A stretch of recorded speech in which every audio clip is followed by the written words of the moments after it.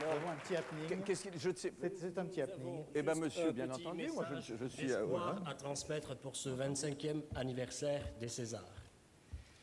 Chers amis de la grande famille du cinéma, Alain, bonsoir. Bonsoir. Alain Chabat. Madame la ministre, Monsieur le président du CSA, Monsieur le président du CNC, chers amis, chère France, pardonnez-nous de nous introduire ainsi devant vous.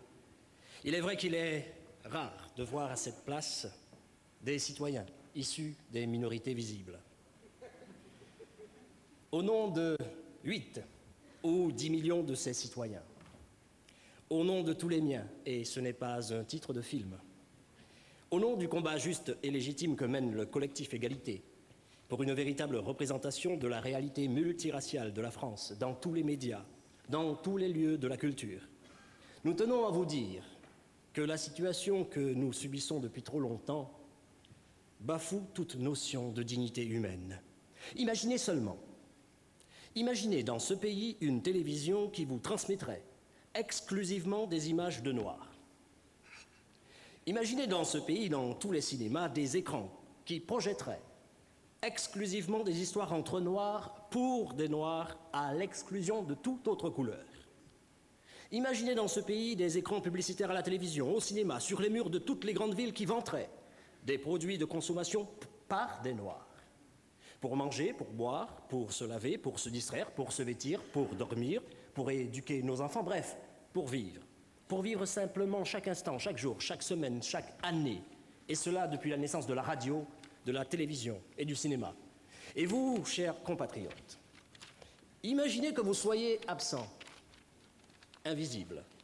Imaginez seulement, mais rassurez-vous, ce rôle d'absent, c'est nous qui l'interprétons. Mais ce n'est pas une fiction. Seulement, notre dure réalité est dans un monde de blancs qui exclut toute une partie de la population dont le seul tort est d'être noir ou jaune. Nul ne sort indemne d'un tel scénario. Il y a assez peu de rebeux. Et nous ne souhaiterions à personne ces exclusions, ces humiliations et ces souffrances. Bien sûr, Madame la ministre, l'histoire a fait de nous des sempiternels battus, des sempiternels foutus. Peut-être est-ce la raison pour laquelle vous n'aviez pas répondu à nos doléances. Peut-être est-ce la raison pour laquelle, Madame la ministre, les modifications de cahier de charges des télévisions publiques proposées par le CSA à travers son président, M. Hervé Bourges, n'a toujours pas abouti à ce jour. Peut-être est-ce la raison pour laquelle la télévision publique nous abreuve de promesses soporifiques. TF1, la première chaîne privée, a essayé déjà de donner le bon ton, au nom de tous les miens, et ce n'est toujours pas le titre d'un film. Je les remercie, car nous voyons en cela leur souci de refléter le vrai visage pluriculturel de notre pays. RFO également, à qui l'on concède une toute petite heure et demie par semaine sur France 3, est sur la bonne voie. Au nom de tous les miens, et ce n'est encore pas le titre d'un film, je remercie du fond du cœur M. Bourges qui a su percevoir notre détresse. Nous sommes ici pour vous dire, et croyez-le, que le cinéma français gagnerait à s'inspirer de la multiculturalité de ce pays, au même titre que le cinéma envahisseur américain. Permettez-nous d'espérer que l'année prochaine, il n'y aura pas dans cette salle et dans ce pays un peuple acteur et un peuple spectateur, mais au contraire, un autre scénario qui permettrait à tous de jouer tous les rôles.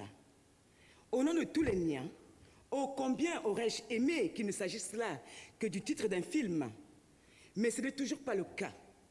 Au nom des grandes valeurs de ce pays, nous voudrions ce soir dédier un César à la doyenne des acteurs noirs français, Darling Legitimus, prix d'interprétation féminine à la Mostra de Venise, en Italie et pas à Cannes, pour son rôle dans Rue Cazenègre. Elle nous a quittés le 7 décembre dernier. Merci encore, vous pouvez nous couper. Merci beaucoup. Merci à vous.